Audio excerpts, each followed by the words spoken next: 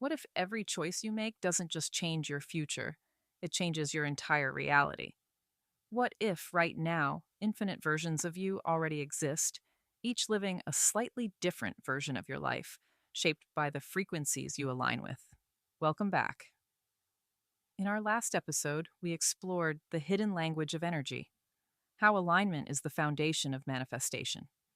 Today, we take the next step, exploring timelines and parallel realities, the idea that your alignment doesn't just attract experiences, it moves you across infinite versions of existence. As Bashar says, you don't change the world you're in, you change yourself, and you shift to the version of Earth that matches your new vibration. Part 1: Infinite Versions of You. Let's start with a simple but mind bending truth. There isn't one fixed timeline. There are countless potential timelines, all coexisting in the same field of possibility. Dr. Joe Dispenza would call this the quantum field, a space of infinite potential where every version of reality already exists.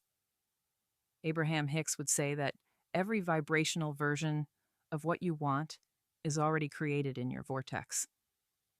Neville Goddard described it as states of consciousness, each state a self-contained reality, waiting for you to enter it.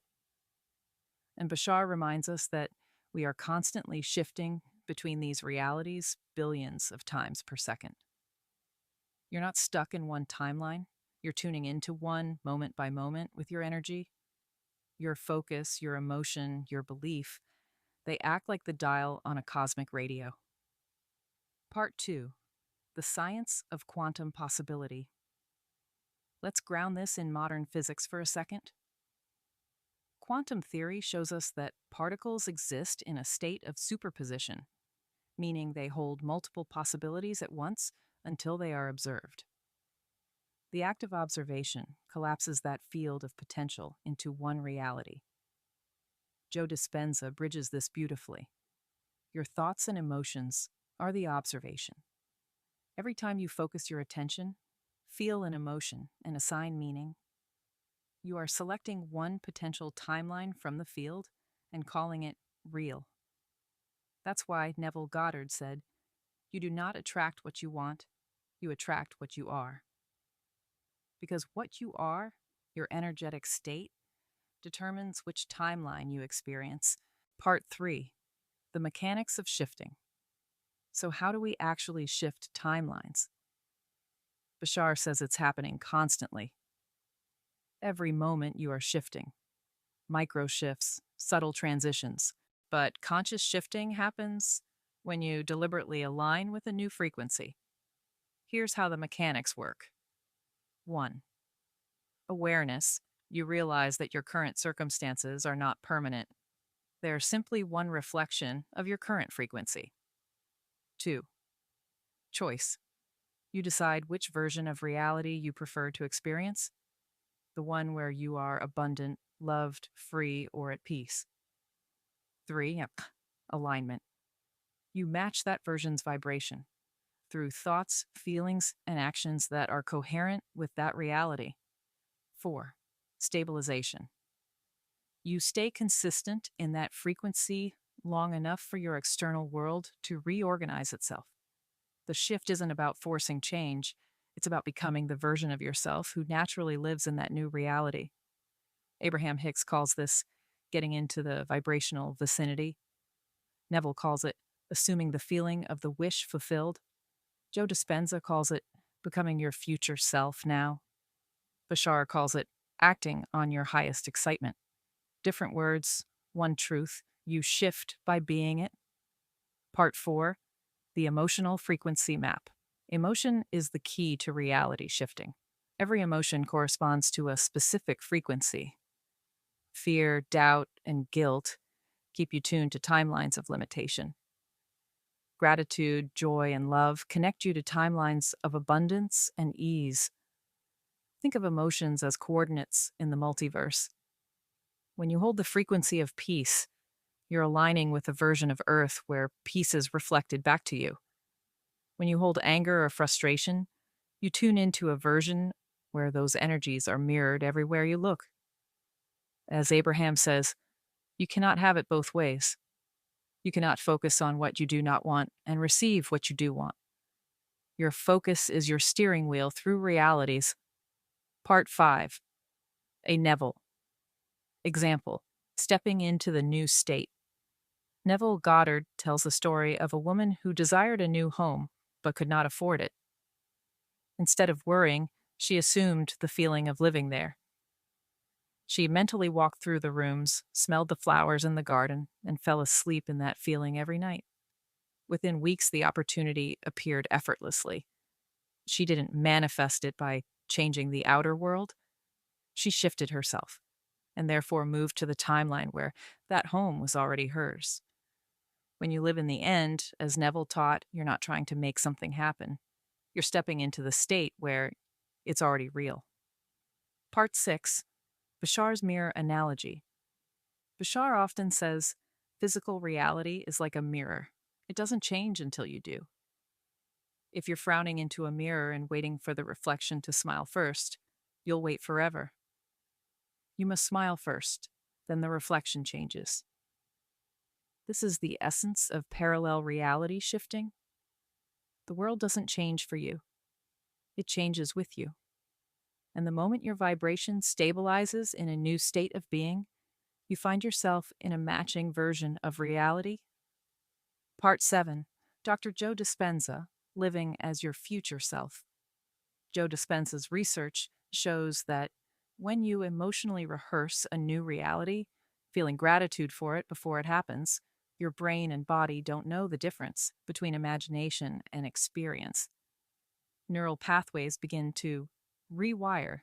Your body produces new chemical signatures, and your electromagnetic field broadcasts that new identity. You're literally becoming your future self before your external world confirms it. That's the science behind what Neville, Bashar, and Abraham have always taught spiritually. Joe says, when you feel the emotion of your future before it happens, you're collapsing the quantum field into that timeline. Part 8. Practical steps to shift timelines. So, how can you consciously align with a new timeline? Let's make it practical. Step 1. Identify the version of you want to embody. Ask, what would the version of me who already has what I desire think, feel, and do daily? Step 2. Generate the emotion. Now close your eyes and feel that version's energy. As Abraham would say, go general until you feel better. Find one thought that moves you toward relief, ease, or gratitude. Step 3. Anchor it physically, change your posture. Breathe deeper. Play music that matches that frequency. Act as if it's already here, not to fake it, but to embody it. Step 4. Follow excitement and synchronicity. Bashar teaches that excitement is the compass of your highest timeline. When you follow what lights you up, you're literally moving toward the version of reality most aligned with your soul. Step 5. Detach from the how. Neville reminds us, the how belongs to the unseen. Your only job is to sustain the feeling. The universe orchestrates the bridge of incidents. Part 9. The bridge between timelines. Let's talk about something Neville and Bashar both touch on, the bridge of incidents. When you shift timelines, your physical reality reorganizes. Sometimes that means people drift away, jobs end, or unexpected events unfold. This is not regression, it's the bridge. The transition from one state to another. If you panic during the bridge, you jump back to your old frequency.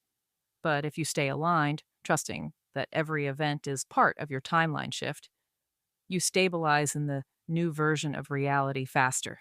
Abraham would call this trusting the unfolding. Dispenza would call it surrendering to the unknown. Bashar would call it staying in your preferred vibration, no matter what appears. It's all the same guidance. Stay centered in the frequency of your chosen reality. Part 10. Common misconceptions. Let's clear a few myths about timeline shifting. 1. You don't jump realities with force or rituals. You shift through vibration, not effort.